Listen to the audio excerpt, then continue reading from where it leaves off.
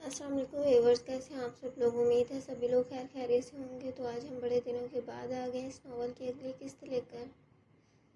جانتی ہوں آپ لوگوں کو مجھ پہ پیٹ بھر کے غصہ آیا ہوگا، لیکن میری بھی بڑی مجبوریاں تھیں۔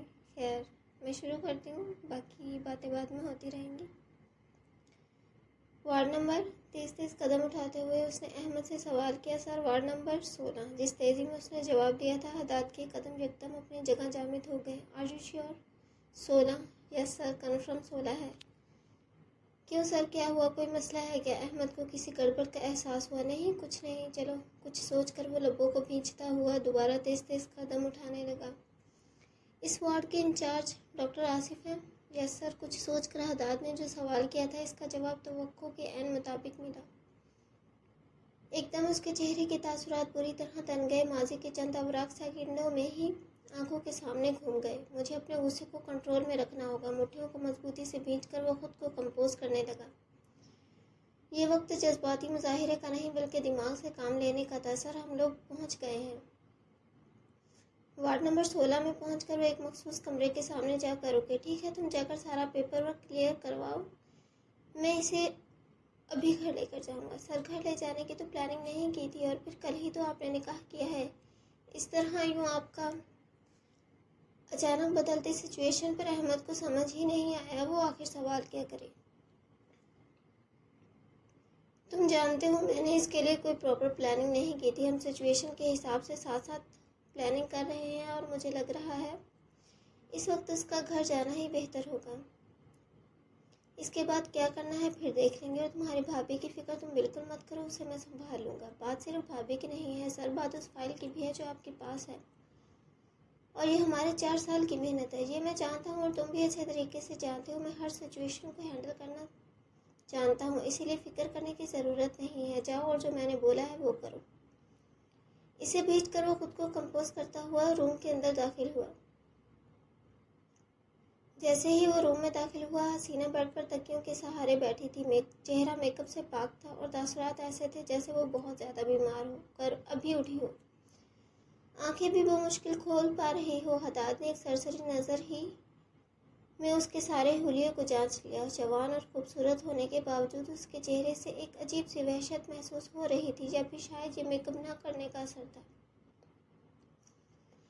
دائیں ہاتھ کی انگلیوں اور انگوٹھے کی مدد سے حداد نے آنکھوں کو مسئلہ اگلے ہی پل دوڑ کر وہ اس کے گلے جا لگا۔ حسینہ میری جان، تم زندہ ہو، مجھے یقین کیوں نہیں آ رہا؟ اسے گلے لگانے کے بعد چند سیکنڈوں بعد ہی وہ دور ہوا۔ حداد نے اس کے چہرے کو تھام لیا، آنکھیں مارے خوشی کے جھلملانے لگی۔ حسینہ کو تو اس کا یہ روپ دیکھ کر ہی غش آنے لگا۔ کیا گلزار سچ کہہ رہا تھا؟ حداد شاہ واقعی اس کی محبت میں گرفتار ہو گیا ہے۔ جانتی ہو میں نے تمہیں کتنا یاد کیا، کتنا تڑپا ہوں تمہارے لیے۔ یہ میری دعاؤں کا ہی نتیجہ ہے جو تم مجھے مل گئی ہو، ورنہ ایسے معجزے ہر کسی کی زندگی میں نہیں ہوا کرتے۔ اس نے تشکر بھری بہتی آنکھوں سے آسمان کی طرف دیکھا۔ چلو ہم ابھی گھر جا رہے ہیں، اب تم مجھے مل گئی ہو نا، میں تم سے ایک پل کی بھی دوری برداشت نہیں کر سکتا۔ پر حداد میں ابھی کمزور محسوس کر رہی ہوں، وہ ہلکی آواز میں گویا ہوئی۔ کوئی بات نہیں، ہم گھر چلیں گے، میں وہیں سارے ڈاکٹرز کا ارینجمنٹ کروا دوں گا۔ یہاں پر تمہاری جان کو خطرہ ہو سکتا ہے، تم نہیں جانتی میرے کتنے دشمن بن چکے ہیں۔ اب میں پولیس والا ہو گیا ہوں تو چپے چپے پر میرے دشمن موجود ہیں۔ میں نہیں چاہتا میں تمہیں دوبارہ کھو دوں، اسی لیے تمہیں اب گھر لے جانا چاہتا ہوں۔ تم میرے ساتھ چلو۔ تم پولیس والے بن گئے ہو؟ حسینہ نے بھرپور حیرانگی کا مظاہرہ کیا۔ ہاں میری جان، اور ابھی ایسا بہت کچھ ہے جو تمہیں بتانا ہے، لیکن ابھی تمہارے ملنے کی مجھے بے حد خوشی ہے۔ ابھی مجھے صرف تمہارے ملنے کی خوشی سیلیبریٹ کرنی ہے۔ اس کے بعد تمہیں روز بروز نئی نئی خوشخبریاں ملتی رہیں گی۔ یہ جملہ بولتے ہوئے اس کے لہجے میں ایک پراسراریت سمٹ آئی۔ تمہیں کانسٹیبل ڈاکٹرز کے ساتھ گھر لے آئے گا۔ میں گھر جا کر تمہارے لیے اپنا کمرہ سجا لیتا ہوں جیسا تمہیں پسند ہے۔ اس کے گال تھپ تھپا کر وہ تیزی سے باہر نکل آیا۔ ڈاکٹرز کے مطابق ابھی وہ چل پھر نہیں سکتی تھی، اسی لیے اسے ایمبولینس کے اندر لٹا دیا گیا۔ ہیر اس وقت ہیرا کے کمرے میں تھی۔ نہ جانے حداد کے دماغ میں کیا چل رہا تھا۔ 2 گھنٹے پہلے آتے ہی اس نے ہیر کو ہیرا کے کمرے میں جانے کا حکم صادر کر دیا، اور خود تمام ملازمین کے ساتھ اپنے کمرے میں کچھ اتھل پتھل کرنے میں لگا ہوا تھا۔ بابا کیا کر رہے ہیں مما؟ ہیرا جو اس کی گود میں سر رکھے لیٹی تھی گھر میں ہوتی غیر معمولی اتھل پتھل پر آخر کار سوال کر بیٹھی۔ پتہ نہیں بیٹا، تمہارے بابا آئے تو پوچھ لیتے ہیں۔ ہیر نے مسکرا کر اس کے بالوں کو سہلاتے ہوئے تسلی دی، مگر ایمبولینس کے سائرن کی آواز پر اس کا دل مٹھی میں آ گیا۔ ایمبولینس کا سائرن سن کر ہمیشہ ہی اس کا دل دہل جاتا تھا۔ جو کچھ اس کی فیملی کے ساتھ ہوا، اس کے بعد وہ اپنے آس پاس ایمبولینس دیکھ کر بھی گھبرا جاتی تھی۔ اللہ خیر کرے، آنکھیں مچ کر وہ من ہی من دعا گو ہوئی۔ لیکن یہ آواز بہت قریب سے آنے لگی۔ ایسا لگ رہا تھا کہ ایمبولینس گھر کے پاس کھڑی ہو۔ کسی خدشے کے تحت اس نے ہیرا کو بیڈ پر لٹایا۔ بیٹا تم یہیں پر لیٹو، میں بس ابھی آئی۔ دوپٹہ درست کرتی جیسے ہی وہ کمرے سے باہر آئی، ریلنگ کے پاس پہنچتے ہی مانو اس کے پاؤں سے کسی نے جان نکال لی ہو۔ حداد کسی وجود کو باہوں میں بھر کر اوپر لا رہا تھا۔ اس کے پیچھے 2 ڈاکٹرز اور ایک نرس بھی تھی۔ یہ کون ہے؟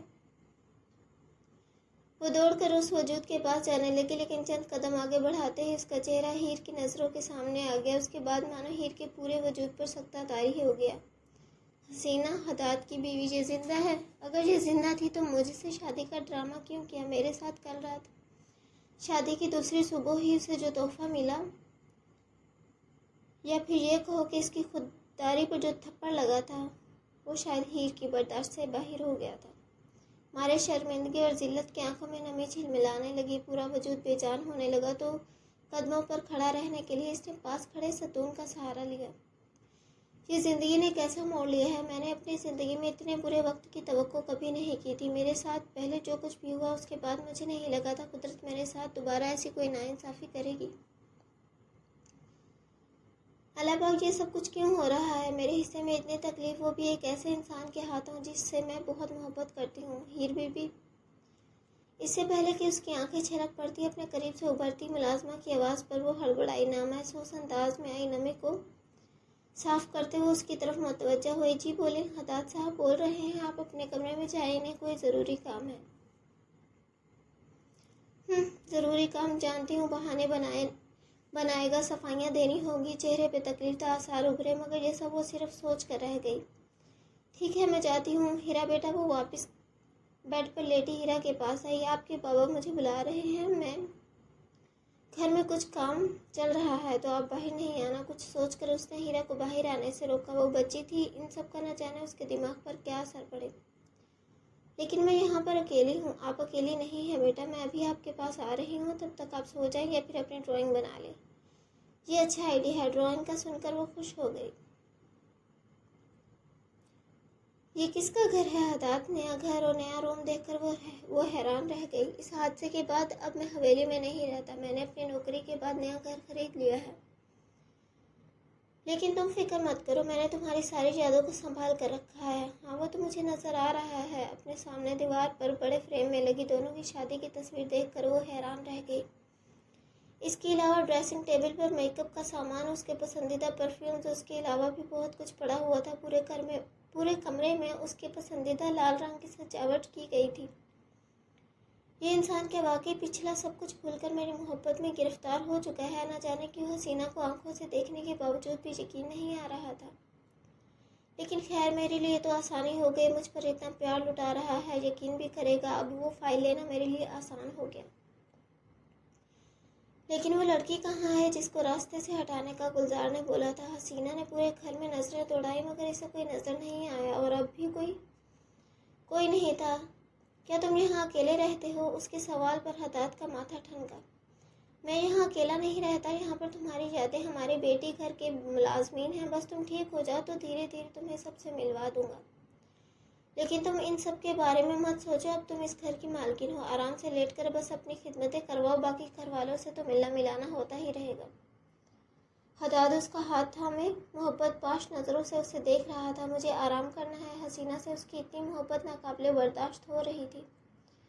کیوں نہیں میری جان، تم آرام کرو، میں تمہارے بارے میں ملازمین کو ہدایت دے کر آتا ہوں۔ اس کا سر تکیے پر رکھ کر وہ حسینہ کا بایاں گال تھپتھپاتا باہر نکل آیا۔ اس کے جاتے ہی حسینہ نے سکھ کا سانس لیا۔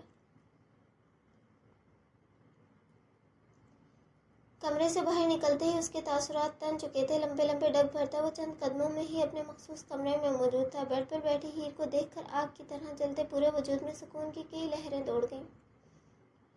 خدا کا شکر تھا وہ ہیر کو حسینہ کی نظروں سے بچانے میں محفوظ رہا، کیونکہ ہیر ستون کے پاس کھڑی تھی اور حداد نے حسینہ کو کچھ ایسے رخ میں اٹھایا تھا کہ وہ ہیر کے آس پاس والے حصے کو نہ دیکھ پائے۔ اگر حسینہ اسے زندہ دیکھ لیتی تو نہ جانے کون سی قیامت آ جاتی۔ جبکہ حداد کی موجودگی محسوس کرتے ہی وہ اپنی جگہ سے اٹھ کھڑی ہوئی اور زخمی نگاہوں سے اس کی طرف دیکھا۔ ان نگاہوں کے سوال اور ان میں چھپی تکلیف کو وہ بخوبی سمجھ رہا تھا، مگر اس وقت وہ ایسی حالت میں نہیں تھا کہ اسے کچھ بھی سمجھا سکے۔ ہیر، اس ایک لفظ میں جو بے چینی اور تڑپ تھی اسے محسوس کر کے ہیر کے چہرے پہ زخمی مسکراہٹ ابھری۔ قدم قدم چلتا وہ اس کے قریب آیا، بازو پکڑ کر اسے اٹھایا اور نرمی سے اس کے نازک وجود کو اپنی باہوں کے مضبوط حصار میں قید کر لیا۔ سکون کی کتنے ہی لہریں اس کے وجود میں سرایت کر گئیں اور اس کے سینے سے لگتے ہی ہیر کا سارا غصہ، دکھ، دل میں اٹھتی تکلیف کہیں دور چلے گئی۔ کیا تھا وہ انسان؟ ہمیشہ اتنا سچا کیوں لگتا تھا؟ کل رات بھلے اس کے لفظوں اور برتاؤ میں سختی موجود تھی، مگر ہیر کے وجود پر جس طرح وہ اپنی محبت کی بارش کر رہا تھا، چاہ کے بھی وہ اپنا دل اس کے لیے میلا نہیں رکھ پائی۔ اس کے علاوہ صبح بھی وہ سختی سے کام لے رہا تھا، مگر اس سختی میں بھی ایک فکر تھی۔ اس کی شدتیں اور سختی تو وہ برداشت کر سکتی تھی، مگر حسینہ کے زندہ ہونے کا سچ بھی چھپایا۔ حسینہ کا خیال آتے ہی ہیر کو اس کی قربت سے وحشت سی ہونے لگی۔ دور رہے مجھ سے۔ اندر کی بے چینی حد سے سوا ہو گئی تو وہ اس کی باہوں کا حصار توڑ کر 2 قدم دور ہوئی۔ جھوٹے، مکار، سفاک انسان ہو تم۔ مجھے تو حیرت ہے، میں خود کو یقین کیوں نہیں دلا پا رہی؟ سب کچھ اپنی آنکھوں سے دیکھنے کے بعد بھی یقین کیوں نہیں آ رہا؟ آنسو بھل بھل اس کی آنکھوں سے بہنے لگے۔ حداد اسے روتا دیکھ کر بس افسوس کا گہرا سانس بھر سکا، کیونکہ حالات ایسے نہیں تھے اسے کچھ بھی سمجھایا یا بتایا جا سکے۔ فی الحال اسے جو کچھ بھی کرنا تھا خاموشی سے کرنا تھا، لیکن وہ یہ بھی جانتا تھا جو کچھ بھی ہو رہا ہے اس میں ہیر کو بہت تکلیف ہوگی۔ کل سے ہی وہ اس کے ساتھ سخت رویہ اختیار کیے ہوئے تھا اور اس پر تضاد اب حسینہ بھی زندہ تھی۔ ہیر کو یہ بات پتہ بھی چل چکی تھی۔ وہ یوں آنن فانن اپنی پہلی بیوی کو گھر لے آیا، یہ بات تو اس نے احمد کو بھی نہیں بتائی تھی۔ کوئی نہیں جانتا تھا کہ حسینہ کا ملنا اس کے مقصد میں کتنی بڑی مدد تھی، مگر اس سے پہلے وہ یہ جاننا چاہتا تھا آخر حسینہ اس تک پہنچی کیوں، کس مقصد کے تحت اسے دوبارہ حداد کی زندگی میں پہنچایا گیا ہے۔ یقیناً کوئی اچھا مقصد تو نہیں تھا، لیکن یہ ساری باتیں فی الحال ہیر کو نہیں بتائی جا سکتی تھی۔ جیسے جیسے وہ حسینہ اور باقی سب کے بارے میں سوچ رہا تھا، ہیر کے سامنے ہونے کے باوجود بھی دماغ کی نسیں پھٹنے کے مقام پر آ گئیں۔ اگلے ہی پل اس نے ہیر کا بازو پکڑ کر اسے دوبارہ اپنی طرف کھینچا۔ تمہیں کس نے کہا ہے کہ مجھ سے دور جاؤ؟ کیا میرا کل رات والا سلوک بھول گئی ہو؟ ہاں، شاید میں کل رات والا سلوک بھول ہی گئی تھی جو تم سے تھوڑی بہت امید لگا لی، لیکن تم وہ حداد ہو ہی نہیں جسے میں جانتی تھی۔ تو پھر تمہیں اس حداد کو جاننے کی کوشش کرنی چاہیے جو اس وقت تمہارے سامنے ہے، تمہارا شوہر ہے۔ دو بدو جواب آیا۔ مجھے کوئی چاہت نہیں رہی، وہ بپری۔ آج کے بعد میرے قریب مت آنا، جاؤ اپنی اس حسینہ بیوی کے پاس۔ تم سے دوری کا سوال ہی پیدا نہیں ہوتا، تمہارے قریب تو میں تب تک آؤں گا جب تم مجھے روکو گی۔ اس کے علاوہ میری حسین بیوی سے جیلس ہونے کی ضرورت نہیں ہے۔ آخری جملے پر اس کی آنکھوں میں خمار در آیا۔ نظر بھر کے ہیر کے نازک سراپے کو دیکھا تو شب کے تمام مناظر جو اس کی باہوں میں گزارے نظروں کے سامنے گھوم گئے۔ ہیر کی نازک کمر میں ہاتھ ڈال کر وہ اسے اپنے بے حد قریب کر گیا۔ ایک نشہ سا ہے میری بیوی کی قربت میں، ہوش و حواس سے بیگانہ کر دینے کا ہنر رکھتی ہے۔ اس کے بالوں میں سر چھپائے حداد نے گہری سانس بھری۔ تو پھر اس کے پاس جائیں، میرے پاس کیوں ہیں؟ اسی کے پاس تو ہوں میری جان۔ ہیر کی نازک گردن پر اپنے دہکتے لب رکھتے حداد نے سرگوشی کی، جبکہ اس کی قربت پر ہیر کا وجود بے جان ہونے لگا۔ خبردار، میرے ساتھ یہ ڈرامے بازیاں بالکل بھی نہیں کرنا۔ اتنی طلب ہو رہی ہے اس کی تو اس کے پاس جائیں، میرے پاس کیا کر رہے ہیں؟ ہیر، میں کچھ وقت کے لیے تمہارے پاس سکون لینے کے لیے آیا ہوں۔ اگر زبان درازی کی تو کل رات کے سارے مناظر ابھی دوبارہ دہرا دوں گا۔ سخت لہجے میں وارن کر کے وہ دوبارہ اس کی گردن پر جھک گیا۔ سکون بھی وہیں جا کر ہیر کی فراٹے بھرتی زبان کو یکدم بریک لگی، جب سیکنڈوں کی تیزی سے وہ اس کے نازک ہونٹوں کو اپنے لبوں میں قید کر گیا۔ مضبوط بازوؤں کا حصار اس کی کمر کے گرد اس قدر سخت ہو گیا کہ ہیر کو اپنی پسلیاں بھی حداد کے مضبوط سینے میں پیوست ہوتی محسوس ہوئیں۔ چند پلوں کے بعد وہ اسے اپنے ساتھ لیے بیڈ پر آ گیا۔ اس وقت ارادہ تو ایسا نہیں تھا، مگر اس کے مدہوش کن سراپے نے چند پلوں میں ہی حداد کو بہکا کر رکھ دیا۔ سالوں کی جدائی کے بعد اس کی محبت پورے حق کے ساتھ دسترس میں آئی تھی۔ اوپر سے اس وقت وہ جیلس ہوتی حداد کے دل کو بہت بھلی محسوس ہو رہی تھی، اور اس پر تضاد وہ ہیر کے وجود کی حدت کو چھیڑ بیٹھا تھا۔ یہ ساری صورتحال اسے بہکانے کے لیے کافی تھی۔ خود کو اس کے وجود کی حدت سے سیراب کر کے اب وہ پرسکون تھا۔ اپنے سینے پر سر رکھ کر لیڈی ہیر کا سر تکیے پر رکھا اور خود کہنے کے بل اس کی طرف جھکایا۔ میرے سامنے اتنی بے فالتو زبان کیوں چلانے لگی ہو؟ بولو، میں کچھ پوچھ رہا ہوں۔ کوئی جواب نہ پا کر وہ دوبارہ سوال گو ہوا اور ساتھ ہی ہیر کے نچلے ہونٹ کو انگوٹھے کی مدد سے سہلایا۔ نظریں جھکائے خاموش اور منہ پھلا کر ناراضگی کا اظہار کرتی وہ اسے دوبارہ بہکا رہی تھی۔ ہیر کا یہ روپ اس کے لیے نیا مگر دلچسپ تھا۔ بنا کوئی جواب دیے اس نے حداد کے ہاتھ کو خود سے پرے دھکیلا، جبکہ اس کی حرکت پر حداد کی مسکراہٹ اور گہری ہو گئی۔ مجھ پر اپنے یقین کو بھی کچھ وقت کے لیے بچا کر رکھو، جیسے میری محبت کو آج تک اپنے دل میں سنبھال کر رکھا ہے۔ بہت جلد تمہیں میری قربت پر سرشاری اور اپنی قسمت پر فخر ہوگا۔ جھک کر اس کے لبوں میں اپنے پیار کی مہر لگاتا وہ اٹھ کھڑا ہوا۔ اٹھو، شاور لے لو تم، اور ہیرا کبھی بھی حسینہ کے سامنے مت آنا۔ یہ میری وارننگ سمجھ لینا، ورنہ انجام تمہاری سوچ سے بھی پرے ہوگا۔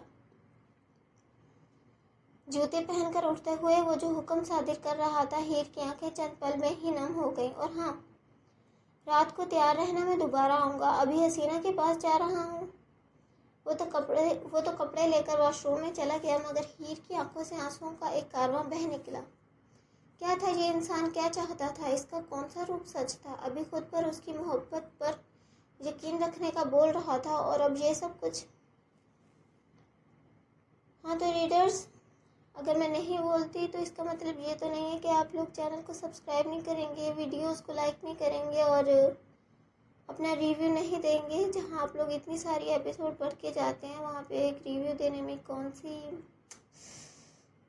کیا ہوتا ہے؟ آپ لوگوں کو تھوڑا سا ریویو دے دیا کریں تاکہ میرا لکھا وصول ہو جائے۔ میں آپ لوگوں سے زیادہ تو نہیں مانگتی، باقی آپ لوگوں کے تبصروں کا انتظار رہے گا۔ Thank you so much.